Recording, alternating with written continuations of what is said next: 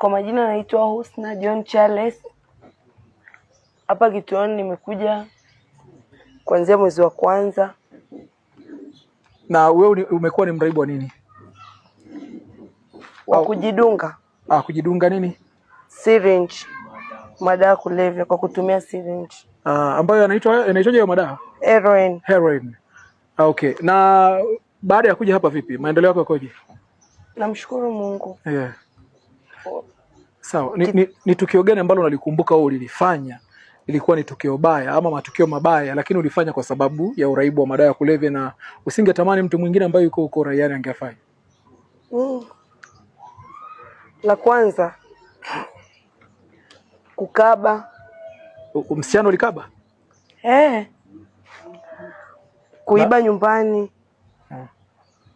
Na ulikuwa unakaba wanaume au wasichana? Mchanganyikeni ukijichanganya.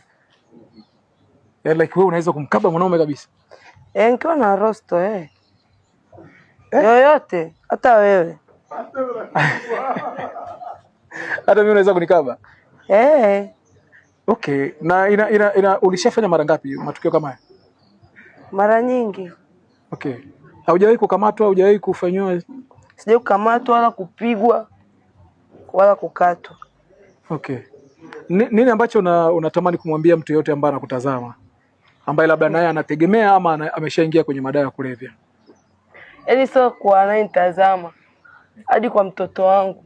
Namuombea Mungu asivute.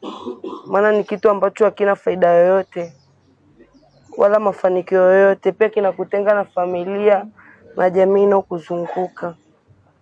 Pole sana. Asante. Nataka kushana.